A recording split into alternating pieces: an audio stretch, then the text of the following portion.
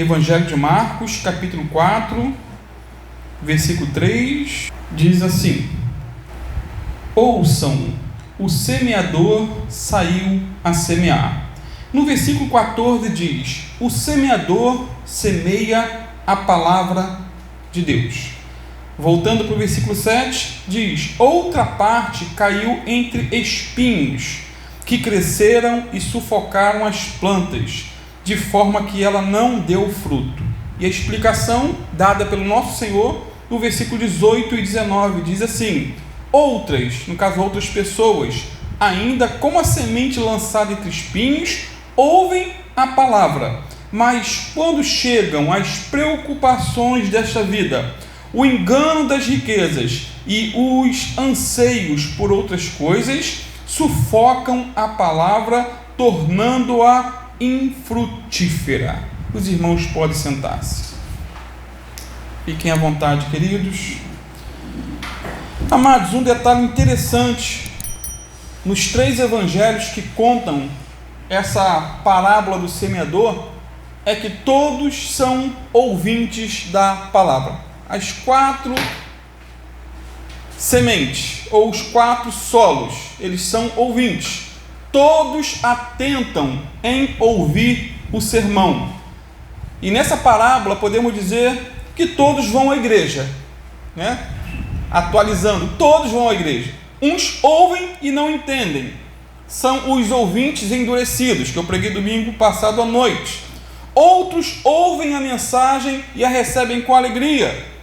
Elas dizem consigo mesmo quando ouvem: eu vou ser um crente diferente. A partir de amanhã vou me dedicar mais ao estudo da Bíblia, vou reservar tempo para orar, vou me comprometer mais com Deus, eu não vou faltar mais cultos, eu vou participar da EBT. É igual aquelas pessoas que começam sempre o regime na segunda-feira, né? Aí na terça já acabou o regime.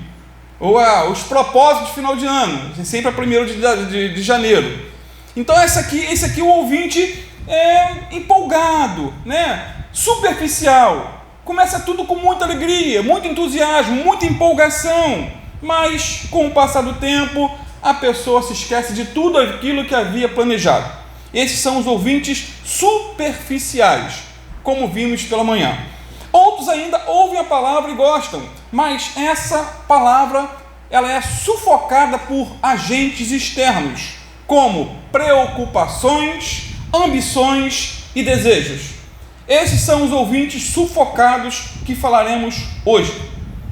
Outros ainda ouvem, entendem a mensagem e dão fruto com perseverança. Esses são os ouvintes frutíferos. E se Deus quiser, estarei pregando na próxima oportunidade, talvez domingo pela manhã. Corações sufocados. Esse é o tema da mensagem de agora. Será que alguém aqui, nessa noite, anda sufocado por conta dos cuidados da vida? Preocupações, ansiedades? Será? Jesus, contando essa parábola, ele disse que parte da semente do semeador caiu entre os espinhos, tá? Essa semente cresceu juntamente com os espinhos e ela ficou sufocada. Explicando, Jesus disse que o que foi semeado entre os espinhos, é o que está no texto, é o que ouve a palavra, mas os cuidados desse mundo, a sedução e o engano das riquezas, os prazeres da vida e as demais ambições, entrando, sufocam a palavra e esta fica infrutífera, ou seja, a pessoa não dá frutos com perfeição. Esse seria o resumo de Mateus, Marcos e Lucas, pegando o detalhe de cada evangelho que conta em cada evangelho essa parábola. Então vamos analisar esse terreno, queridos, à luz da agricultura. Aqui nós não vemos um solo duro, não. E também não vemos um solo superficial, como foi visto pela manhã. É um terreno bom, é um terreno profundo, bem arado, bem irrigado, o solo é excelente. O problema é que a boa semente caiu justamente aonde tinha semente ruim, ervazinha do mal. A semente boa aqui talvez seja de trigo, mas a semente ruim era dos espinhos. E não é possível o trigo e os espinhos crescerem juntos e os dois vingarem. Não é possível. Não é possível. Na verdade, o espinho ele cresce mais rápido. O espinho suga os nutrientes da planta boa, né? E por fim mata o trigo. Simplificando, coisa ruim cresce assustadoramente. Você não precisa semear espinho, automaticamente é igual mato, nasce naturalmente. O falso evangelho, queridos, avança mais rápido do que a verdadeira palavra de Deus. A palavra pura, simples, avança mais rápido, né? As seitas, as heresias, elas proliferam mais rápido do que igrejas saudáveis. Avançam de maneira assustadora. Isso me faz lembrar de um pastor que planta igrejas no interior do Brasil. Ele disse certa feita que o trabalho nessa localidade é duro. Com um ano de igreja, às vezes 10 a 20 pessoas se convertem. Com 2 ou 3 anos, chega-se a 30 membros. Aí ele diz assim, aí vem uma igreja dessas que prega umas coisas estranhas, né? Um espiritismo misturado com o evangelho, vendendo objetos, vendendo roupa, vendendo até a sogra, constrói um galpão e em 2 meses já está lotado. Não tem mais para onde botar gente. Cresce rápido, cresce rápido. Amado, geralmente coisa ruim cresce rápido. E por que eu uso o termo geralmente? Porque a igreja primitiva ela cresceu rápido no início, mas não era um crescimento ruim, mas um crescimento saudável produzido pelo Espírito Santo. Não é porque uma igreja está crescendo rápido que eu estou dizendo que é uma seita do diabo. Não, pode ser um mover de Deus, mas geralmente pode ser também uma seita. Então Jesus começa dizendo, ouvi, eis que o semeador saiu a semear, no versículo 3. E se Jesus nos manda ouvir, é porque o assunto é sério, amém? É um assunto de vida ou morte.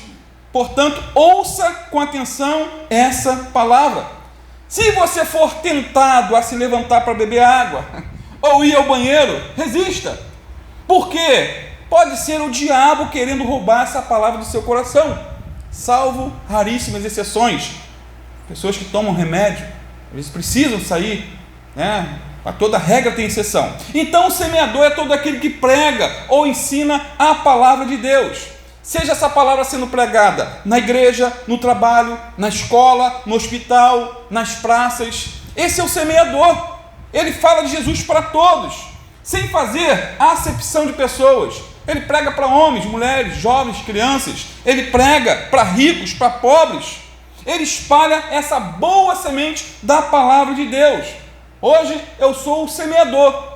Hoje aqui eu sou o semeador. E a semente que eu estou pregando é a palavra de Deus. É o evangelho de Jesus Cristo. Amém. É o evangelho da salvação, que diz que Deus amou o mundo de tal maneira que deu o seu Filho unigênito para que todo aquele que nele crê não vá para o inferno, não pereça, mas tenha vida eterna. João 3,16. Esse é o evangelho que diz que todos pecaram e afastados estão da glória de Deus, sendo justificados gratuitamente por sua graça, por meio da redenção que há em Cristo Jesus. Esse é o evangelho que diz que pela graça, favor, presente, pela graça nós somos salvos, por meio da fé em Cristo. E isso não vem de nós mesmos, é dom de Deus, não vem das obras, para que ninguém se glorie. Agora, o solo onde essa palavra está caindo é o seu e é o meu coração. E dependendo da maneira como ouvimos essa mensagem, 4 coisas podem acontecer. Dependendo de como ouvimos, 4 coisas basicamente podem acontecer conosco. Primeiro, sairemos da mesma maneira que entramos, ou piores. Podemos ser endurecidos. Tem gente que se endurece. Pastor, eu fui para a igreja para me sentir bem. E você às vezes vai trazer uma palavra para me confrontar. Meu irmão, quer se sentir bem? Como diz um pastor, vai para um shopping. No shopping, vai ver um filme. É lá um lugar de se sentir bem. Na igreja, muitas vezes, é um local de ser confrontado com a palavra. E muitas vezes o confronto dói. Primeiro, então, podemos sair da mesma maneira que entramos ou piores. Segundo, ficaremos empolgados por 1 ou 2 dias e depois volta tudo ao normal. Esse é o perigo da superficialidade que pode nos destruir. Terceiro, deixaremos que as preocupações e os cuidados do mundo abafem ou sufoquem a palavra. Há muita gente sufocada, muitos que poderiam estar aqui nessa noite adorando ao Senhor, estão sufocados, já estão intertidos com os problemas de amanhã. Por fim, podemos frutificar para a glória de Deus, podemos deixar essa palavra entrar e fazer morada em nosso coração. Então, amados, nesse tipo aqui de semeadura, temos a semente boa, que é a palavra de Deus, temos a semente ruim, que são os espinhos, temos o solo bom, que é o coração, mas sufocado pelos espinhos, e por fim temos a descrição dos espinhos em si, ou seja, Jesus explicando o que são os espinhos. O que eu mais gosto dessa parábola é esse detalhe. Jesus conta a parábola e explica. É claro que ele não dá detalhes. Os detalhes, nós geralmente trazemos na mensagem. Tá? Ele não deu detalhes, porque se toda a explicação, todo o contexto bíblico fosse dado em detalhes, imagine o tamanho da Bíblia que seria. Já temos 66 livros. Imagine o tamanho. Agora, o que podemos aprender com tudo isso que eu falei até agora? Em primeiro lugar, eu aprendo que a semente da palavra de Deus é sempre boa. A semente da palavra de Deus é sempre boa. A Bíblia é o livro do céu. É a palavra eterna do Deus vivo. A Bíblia é o manual de sobrevivência do cristão e de qualquer um que se apega a esse livro.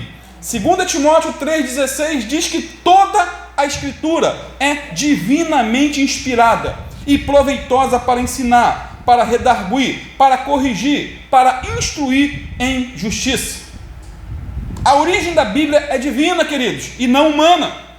Ela foi sim escrita por homens, mas inspirada por Deus. E sempre que essa palavra é pregada, Deus é glorificado e o homem é confrontado. Isaías 55, versículo 10 e 11 revela o seguinte: assim como a chuva e a neve descem dos céus e não voltam para ele sem regarem a terra e fazerem-na brotar e florescer, para ela produzir semente para o semeador e pão para o que come, assim também ocorre com a palavra que sai da minha boca. Ela não voltará para mim vazia, mas fará o que desejo e atingirá o propósito para qual eu a enviei. Então a palavra cumpre esse propósito, e eu oro para que ela cumpra esse propósito na tua vida nessa noite, em nome de Jesus. Então a palavra não volta para Deus vazia. O ouvinte, ele até pode se endurecer contra a palavra. A pessoa pode até rejeitar a mensagem e o mensageiro. Pode, porque o homem é livre. Ele é livre. A pessoa pode se endurecer contra a mensagem, mas o propósito divino se cumpre, que é confrontar o nosso coração. O Senhor diz lá em Jeremias 23, 29 o seguinte: não é a minha palavra fogo, diz o Senhor, e martelo que esmiuça a penha? Quebra pedra dura, claro, não existe pedra mole, mas concreto. Então, amados, essa boa palavra, ela é comparada aqui por Jeremias ao fogo que purifica e ao martelo que despedaça até os mais duros de coração. Quebra, esmiuça. Essa palavra, quando semeada, tem o poder de transformar vidas. Essa palavra, quando semeada, tem o poder de restaurar casamentos, abençoar famílias, transformar uma nação. Lembra da mensagem, da ilustração que eu disse hoje de manhã sobre Jonathan Edwards? Uma mensagem que entrou para a história, mas a Bíblia em si tem o poder de transformar famílias.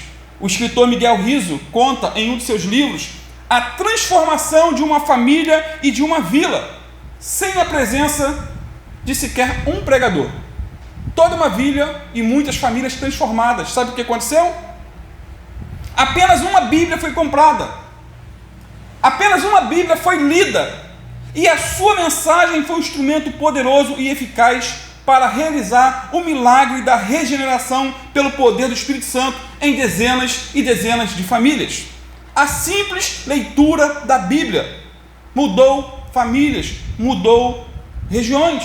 Sendo assim, queridos, essa palavra é uma semente divina e ela restaura a alma. Lá em 1 Pedro 1,23 diz: vocês foram regenerados, não de uma semente perecível, mas imperecível, por meio da palavra de Deus, que é viva e permanente. Essa é uma semente divina, que quando cai no coração humano, quando o homem abre o coração e recebe a Jesus como Senhor e Salvador, há ali uma mudança extraordinária para melhor, para a glória de Deus.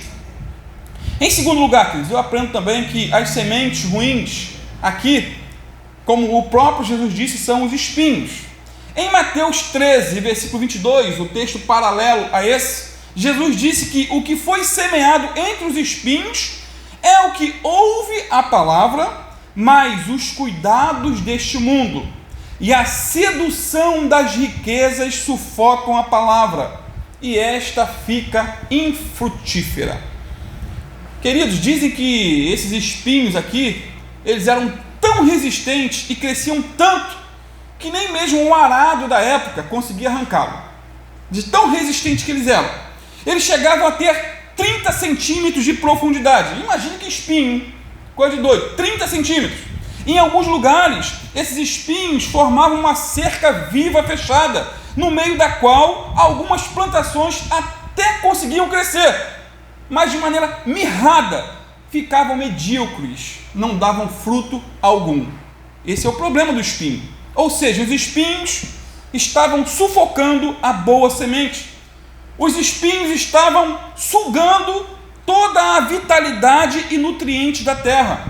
Amados, o espinho é uma estrutura dura e seca, e é um incômodo para o agricultor, e é um incômodo também para nós. Não sei quanto a você, mas já pisei em muito espinho quando criança. E pior, quando quebrava dentro do pé. Para arrancar o espinho é complicado. Doía muito, terrível. Agora, quais os espinhos mencionados por Jesus que sufocam a palavra? Quais são os espinhos? Primeiro espinho, disse Jesus, os cuidados do mundo, ou preocupação desta vida. Tem até um cachorrinho que veio participar do culto. Acontece de tudo aqui, só a graça de Deus. E aí, rapaz? Essa é a primeira vez. Esse aqui foi o primeiro.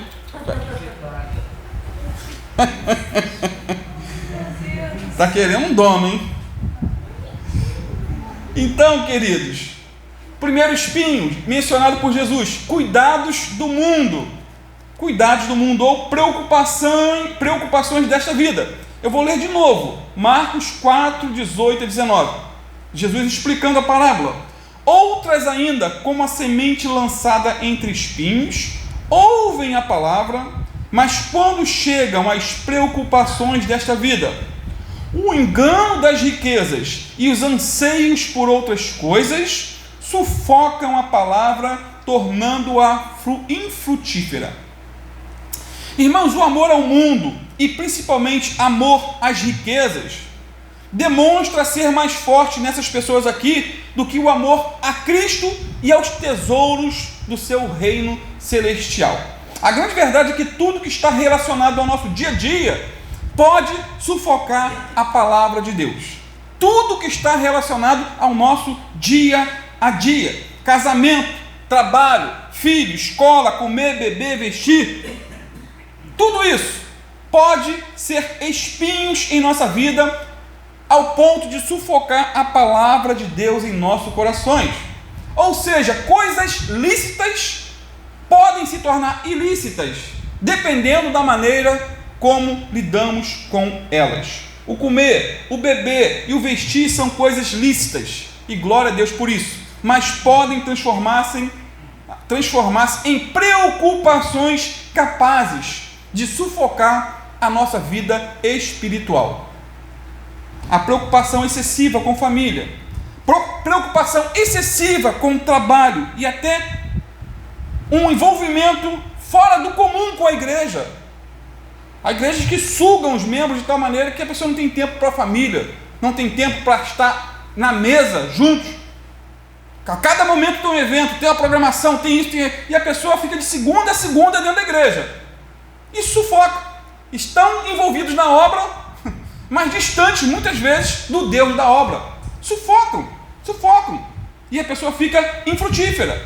Por isso Jesus disse em Mateus 6, 25 a 34: portanto, eu lhes digo, não se preocupem com as suas próprias vidas, quanto ao que comer ou beber, nem com seus próprios corpos, quanto ao que vestir. Não é a vida mais importante do que a comida? E o corpo mais importante do que a roupa? Observem as aves do céu, não semeiam, nem colhem, nem armazenam em celeiros, contudo, o Pai Celestial as alimenta. Não tem vocês muito mais valor do que elas? Quem de vocês, por mais que se preocupe, pode acrescentar uma hora que seja a sua vida? Por que vocês se preocupam com roupas? Vejam como crescem os lírios do campo. Eles não trabalham, nem tecem. Contudo, eu lhes digo que nem Salomão, em todo o seu esplendor, vestiu-se como um deles. Se Deus veste assim a erva do campo, que hoje existe, e amanhã é lançada no fogo, não vestirá muito mais a vocês, homens de pequena fé. Falando com a gente, comigo, com você. Portanto, não se preocupem dizendo: que vamos comer? O que vamos beber? Ou o que vamos vestir? Pois os pagãos é que correm atrás dessas coisas, mas o Pai Celestial sabe que vocês precisam delas. Busquem, pois, em primeiro lugar o reino de Deus e a sua justiça, e todas essas coisas lhes serão acrescentadas. Portanto, não se preocupem com o amanhã, pois o amanhã se preocupará consigo mesmo. Basta a cada dia o seu próprio mal. O mal de cada dia. Cada dia. A preocupação é uma ocupação antecipada. E muitas vezes sofremos duplamente. Ficamos preocupados com o amanhã, com algo que pode acontecer. Se acontecer, você sofreu duas vezes, hoje e amanhã. Se não acontecer, você sofreu uma vez desnecessariamente. Ou nós sofremos desnecessariamente, porque eu estou incluído nisso também. Então Jesus aqui, ele nos proíbe de viver preocupados com beber, comer e vestir. A pergunta constante naquele contexto era: o que beberemos, o que comeremos, o que nos vestiremos? Essa é a chamada trindade dos cuidados. Assim como a trindade bíblica é Pai, Filho e Espírito Santo, a trindade dos cuidados é beber, comer e vestir. E essas coisas, segundo Jesus, são espinhos que procuram sufocar a mensagem do Evangelho. Amados, a preocupação, ela é incompatível com a fé cristã. Jesus disse que quem vive ansioso e preocupado com muitas coisas é um homem, no sentido genérico, homem, mulher, jovem, adolescente, de pequena fé. E para nos ensinar a descansar nele, Jesus usa o quê? O exemplo das flores no campo e das aves do céu. As aves, disse Jesus, não semeiam e nem cegam e nem ajuntam em celeiros, mas Deus cuida delas, disse o Senhor. As flores do campo não trabalham, não fiam, mas se vestem muito bem, obrigado. Muito bem. Irmãos, os lírios dos campos reprovam com a sua beleza, com seu esplendor, nossas ansiedades e preocupações. A Bíblia usa o exemplo da natureza, das flores, das plantas, do pardal, da rolinha, para nos ensinar. O interessante que Jesus está fazendo aqui das aves, os nossos professores, os nossos mestres. É uma vergonha para nós o fato de no Evangelho um frágil pardal se tornar teólogo e pregador para o mais sábio dentre os homens. Um simples pardal. Portanto, sempre que você ouvir a voz de um rouxinol, quem gosta de passarinho, eu gosto dele, solto. Mas é algo belo, queridos.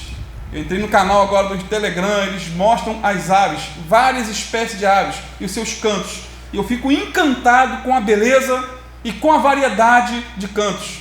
E cada vez que você ouvir a voz de um passarinho, está ouvindo a mensagem de um excelente pregador. É como se ele estivesse dizendo para mim e para você: eu prefiro estar na cozinha do Senhor. Ele fez o céu e a terra, e Ele mesmo é o cozinheiro e Ele é o anfitrião. Todos os dias o Senhor alimenta inúmeros passarinhos com as suas poderosas mãos. Eles não passam fome. Há suprimento na hora certa, no momento certo. Já ouviu a suposta conversa que uma rolinha teve com um pardal? É claro que é uma suposta, né? Mas é interessante. A rolinha disse o seguinte para o pardal: eu gostaria tanto de saber por que os homens vivem ansiosos e correndo de um lugar para o outro como doidos. Eles parecem que estão fora de si. E o pardal respondeu então para a rolinha, dizendo: é porque eles não sabem que o Pai Celestial cuida de nós. Se soubessem, eles descansariam mais em Deus, colocariam o reino em primeiro lugar, e sabendo que as demais coisas lhes seria acrescentada, ou essas coisas, como Jesus disse. Porém, queridos, o exemplo das aves, o exemplo das flores, não nos ensinam de maneira nenhuma que devemos ficar com os braços cruzados, esperando o suprimento de nossas necessidades, deitado eternamente em berço esplêndido, vai cair do céu. Não é essa a mensagem, não é esse o ponto. Não, queridos, temos que trabalhar, e muito, para termos o que comer, beber e vestir. E cada um aqui sabe muito bem de como é difícil ganhar o pão nosso de cada dia. Você rala a semana toda, vai no mercado e fica ali a metade. É difícil, cada um que sabe. O apóstolo Paulo foi bem enfático. Ele não vivia no mundo, no país das maravilhas. Não, ele foi bem enfático quando disse: quem não quer trabalhar, também não coma. Olha, me faz lembrar de um pastor, acho que eu já contei aqui. Sempre que alguém queria namorar a filha dele, ele pedia carteira de trabalho. Não, se você não está trabalhando, você não vai comer. E minha filha também não vai comer, então não vai casar com minha filha. É isso que Paulo diz: quem não quer trabalhar, também não coma. Irmão, preguiçoso morre de fome. Trabalho não falta, o que falta são trabalhadores. Paulo, quando apertou financeiramente para ele vendia tendas, era camelô. Tinha vergonha não. Tem gente que tem vergonha. Já me dizia meu velho papai: quem tem vergonha é roubar e não poder carregar. Não é isso? Quem os antigos aí lembram, né? Roubar e não poder carregar. Isso que é vergonhoso. Amados, Deus supre, mas nós temos que cooperar com Ele, trabalhando, estudando e nos esforçando. Deus nos abençoa, mas nós precisamos arregaçar as mangas e enfrentar a labuta, porque não vai cair do céu. Do céu cai chuva, granizo, cai raio e tantas outras coisas. O que não podemos é deixar que esses cuidados nos sobrecarreguem a tal ponto de ficarmos infrutíferos. Temos que trabalhar sim, não é deixar de congregar para ir atrás do ganha-pão, a não ser em raríssimas exceções, mas podemos estar com Cristo, estar junto com os irmãos, aprendendo a palavra, buscando em primeiro lugar o reino dos céus. É esse o contexto aqui, queridos, porque muitos deixam a obra, deixam a Jesus por conta do trabalho, por conta do corre-corre do dia a dia. Então não podemos permitir que o corre-corre sufoque nossa vida espiritual e nos faça com que nós sejamos reprovados diante de Deus. Em Lucas 21, 34, na linguagem de hoje, uma Bíblia bem popular, Jesus disse o seguinte, nos alertando: fiquem alertas, não deixem que as festas, ou as bebedeiras, ou os problemas dessa vida façam vocês ficarem tão ocupados que aquele dia pegue vocês de surpresa. É uma palavra confrontadora. Eu creio que Jesus falava sempre a verdade. E se ele falou, fiquem alertas, não deixem que as festas, as bebedeiras e os problemas dessa vida façam vocês ficarem tão ocupados que aquele dia pegue vocês de surpresa, porque temos que atentar para essa advertência. Essas palavras foram ditas aos discípulos, sim, mas se aplicam perfeitamente a mim e a você, em pleno século 21. Irmãos, as preocupações deste mundo são apresentadas aqui lado a lado nesse texto, com as orgias e com a embriaguez. Coisas lícitas misturadas com coisas ilícitas. Orgias, embriaguez. O excesso no comer, excesso no beber, não são os únicos que prejudicam a alma. Existe aí uma excessiva ansiedade pelas coisas inocentes da vida, que tanto é prejudicial aí ao nosso progresso espiritual, quanto é letal também ao nosso homem interior. Nunca esqueçamos que podemos arruinar nossa alma por causa de coisas lícitas. Podemos arruinar, assim como podemos fazer por causa de pecados notáveis.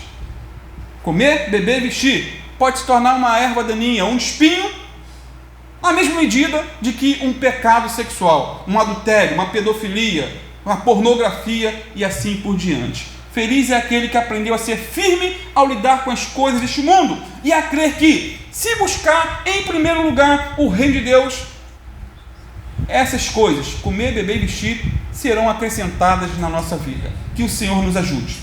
Sabe o que temos que fazer de prático com todas as nossas ansiedades e preocupações? Orar. Filipenses 4,6 diz assim: não andeis ansiosos por coisa alguma, mas em tudo, pela oração e pela súplica, com ações de graças, sejam as vossas petições conhecidas diante de Deus. É orar, é colocar aos pés do Senhor, até porque as preocupações deste mundo podem tentar nos sufocar. Podem, mas temos um escape: a oração, a súplica. Colocar aos pés da cruz aquilo que nós temos de necessidade. O segundo espinho que Jesus mencionou foi o engano das riquezas e demais ambições. Olha o versículo 18 e 19 aí comigo. Evangelho de Marcos 4, 18 e 19. Outros ainda, como a semente lançada entre espinhos, ouvem a palavra, mas quando chegam as preocupações desta vida, o engano das riquezas e os anseios por outras coisas sufocam a palavra, tornando-a infrutífera. Mateus 13, 22, texto paralelo, diz: quanto ao que foi semeado entre os espinhos, este é aquele que ouve a palavra, mas a preocupação desta vida e o engano das riquezas a sufocam, tornando-a infrutífera. Amados, o dinheiro é bom. Amém? Quem gosta de dinheiro aí? Tem gente que levanta as duas, né? O dinheiro é bom. Dinheiro é bênção. Resolve problemas, paga contas e pode ser usado para a glória de Deus. O dinheiro é bom, não é do diabo. Ele é um excelente servo, né? Quando é servo, mas é um péssimo patrão. Até porque ter dinheiro não é pecado. Ser rico não é maldição. Agora, quando alguém tem a ambição descontrolada de ser um mega empresário, um milionário ou um bilionário, ele fica exposto a várias tentações e laços. Isso me faz lembrar do Pablo Marçal, né? Político famoso. 20 anos na igreja, cuidando do som da igreja. Quando começou a ganhar muito dinheiro, abandonou. Hoje diz que é cristão, mas não frequenta igreja nenhuma. Uma teologia toda deturpada. Então, tem temor? Tem um certo temor. É marido de uma só mulher? É casado? Sim, tem. É um homem de família. Mas o amor ao dinheiro afastou. É um bilionário? É. Tem muito dinheiro? Tem. Mas o que adianta, disse Jesus, o homem ganhar o mundo inteiro e perder a sua alma? Tem gente que vive numa loucura frenética. Louca, doentia em acumular, juntar e depositar dinheiro.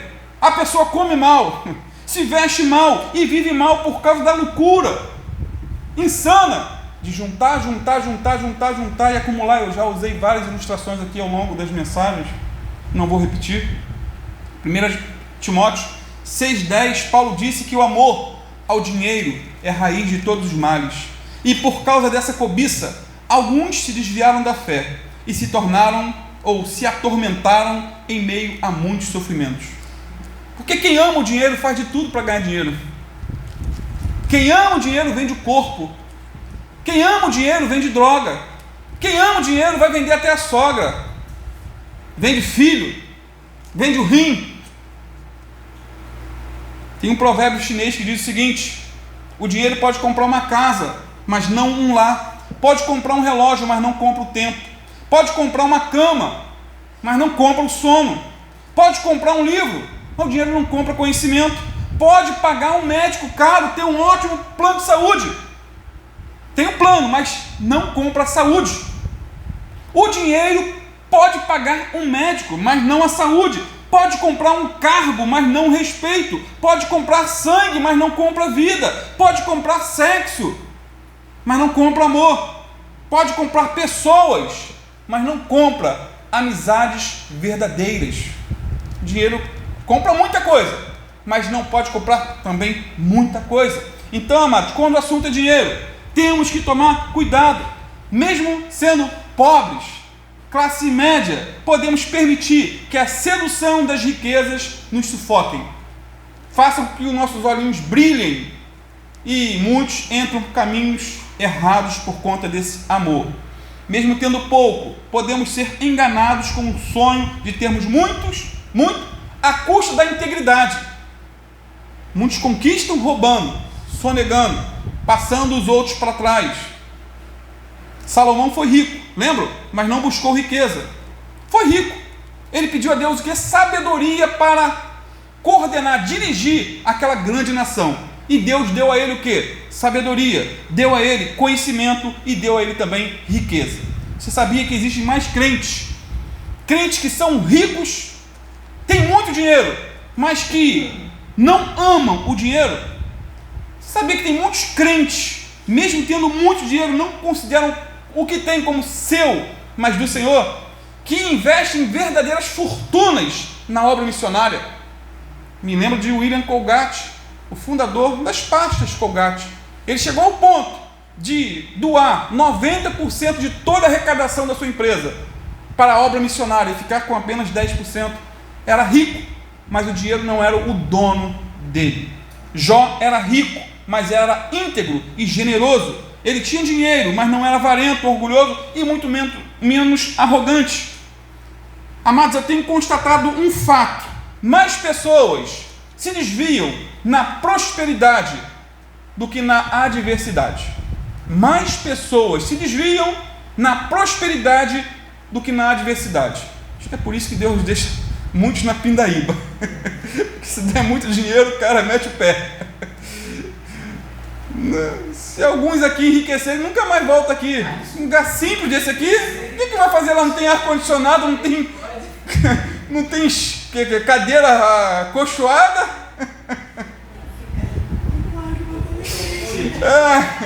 Aí vai para a igreja com ar-condicionado central, né, que tenha bastante glamour, um estacionamento só com carrão.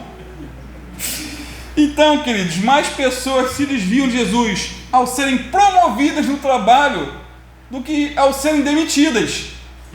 O cara é demitido, aí vou buscar Deus, assim, vou buscar. Não, é promovido, filho, aí já está totalmente ocupado, sufocado, não tem mais tempo para Jesus, não tem tempo para ler a Bíblia, não tem tempo para orar, não tem tempo para jejuar, não tem tempo para nada. Aí vai desviando, vai deixando a vida levar e vai levando para o inferno.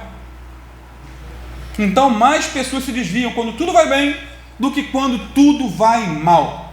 Isso é lamentável, mas é a grande verdade.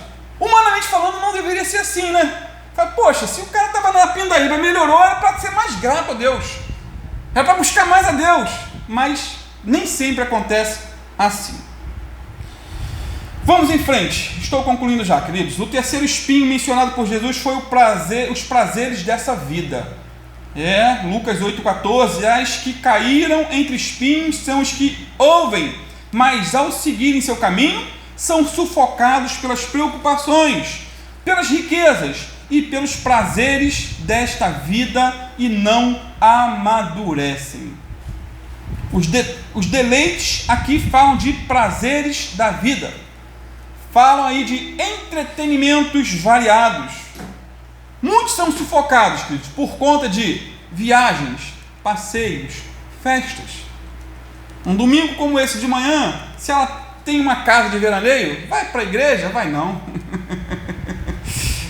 Aí quando chega de tarde vai para casa, não, estão cansados, amanhã é segunda, tem que trabalhar. Então os prazeres. Seria errado ter uma casa de veraneio? Não. Só que a pessoa podia de repente ir num sábado. Tinha tantos outros dias para ir. Não, pastor, eu vou no shopping. É errado ir no shopping? Não é, queridos. Pelo amor de Deus, nós somos bitolados da lua. Mas tanto dia para ir, é logo no dia de culto, de buscar o Senhor. Aí não vai no domingo, aí não vai durante a semana porque chega em casa tarde. Aí fica uma semana, aí no outro domingo acontece outra coisa, é o parente que chega, é a sogra que vem perturbar. Não, a minha sogra era uma benção, né? Quando chegava, era só somava, nunca diminuía. Mas tantas coisas acontecem para nos sufocar. Se não vigiarmos, nós ficamos sufocados. Que Deus tenha misericórdia de nós. Outras coisas podem disputar o nosso coração, se não vigiarmos, queridos.